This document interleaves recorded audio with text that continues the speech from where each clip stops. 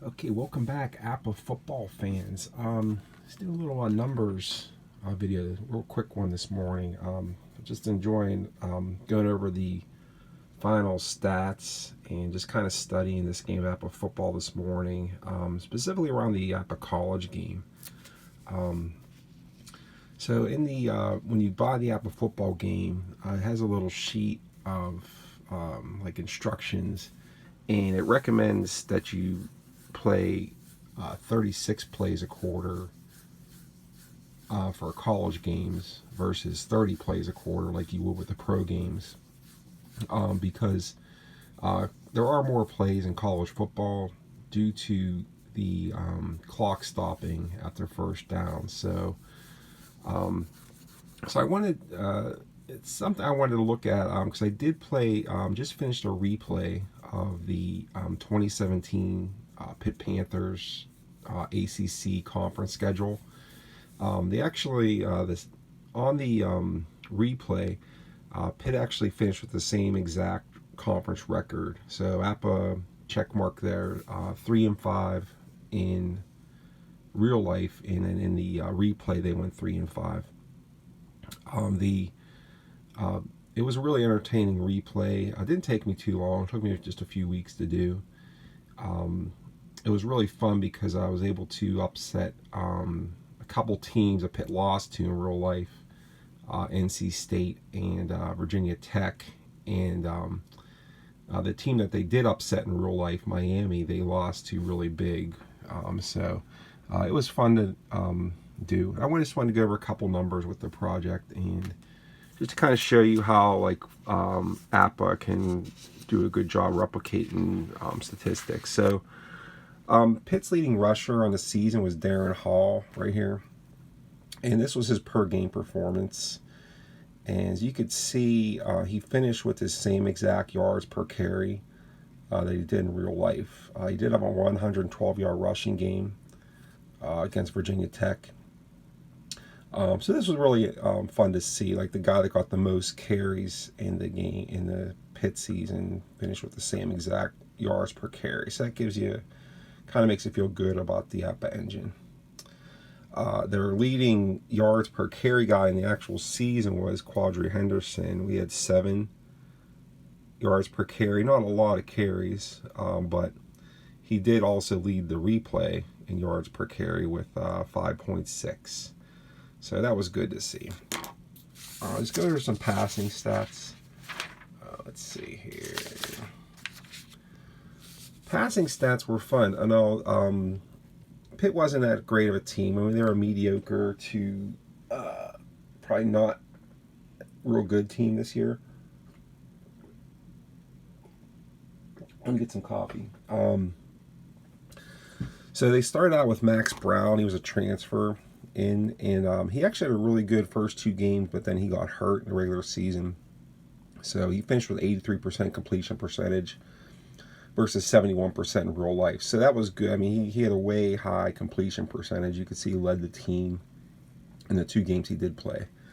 Ben DiNucci was their main QB for this season, and he finished 63% completion percentage versus 56% in real life. Kenny Pickett came in as a freshman end of the year.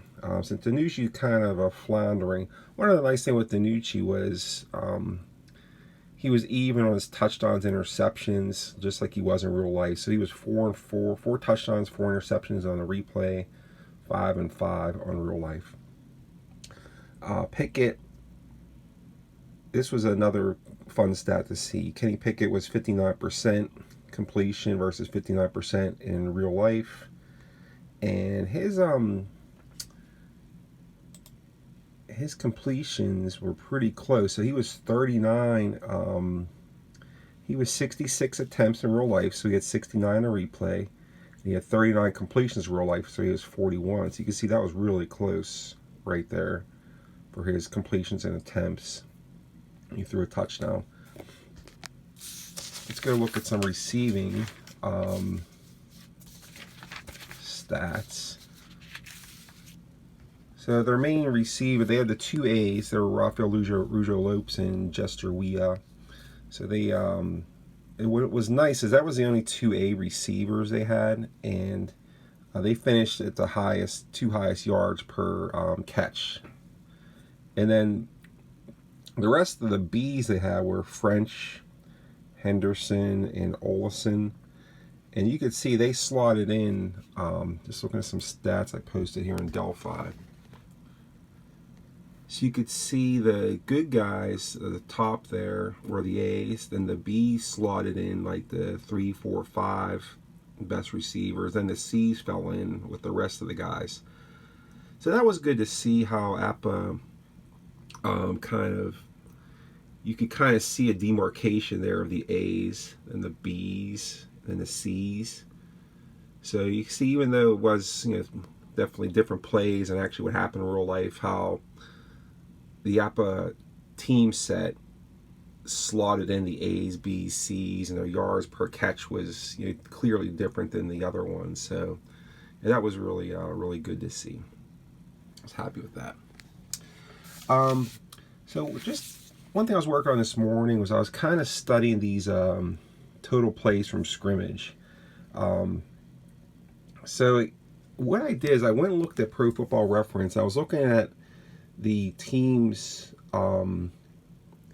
average offensive plays from scrimmage. So you could see these were all the opponents that I played.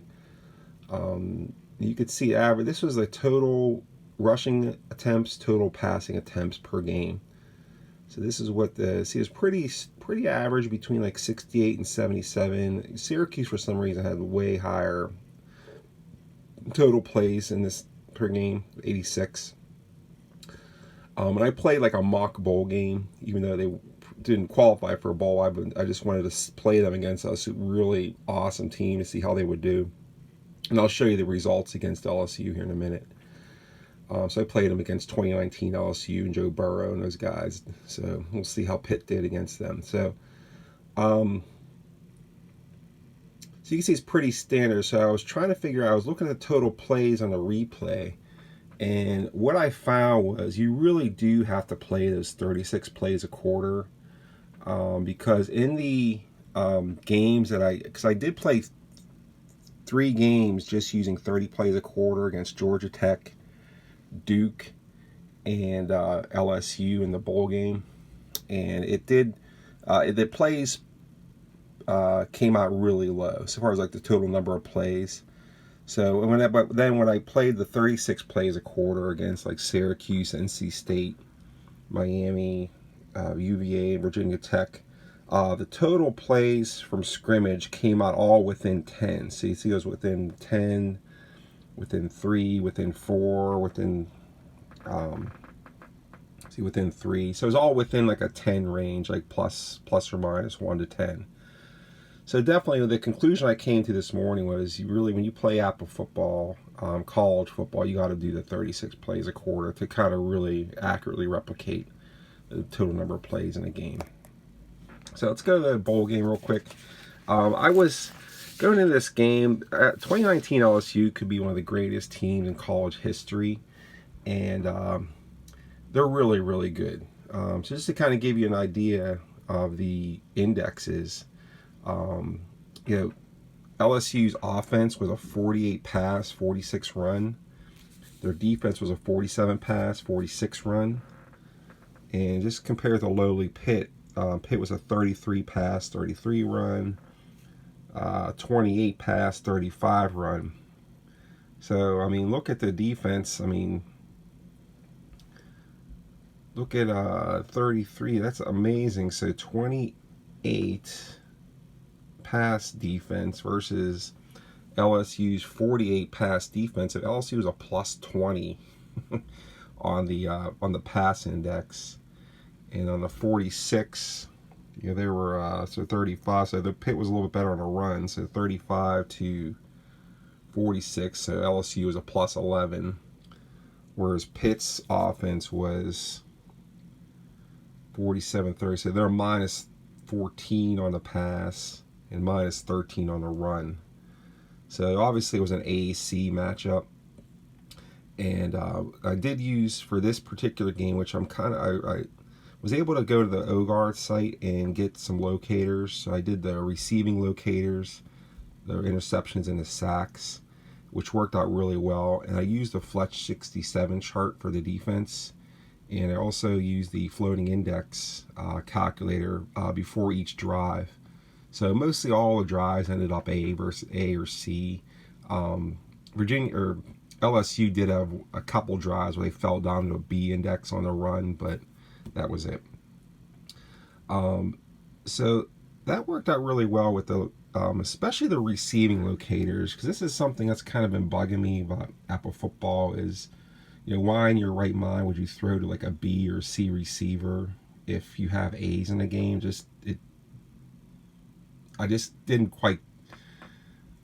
It was really hard for me to grasp why you would do that, the logic of that. So one nice thing about football is when you run a football play, like in the QB's under huddle, let's say it's a run play, and he's calling a handoff to his main running back, that's what he's going to do. So he hands the ball off to the running back. So he knows he's handing off to that running back.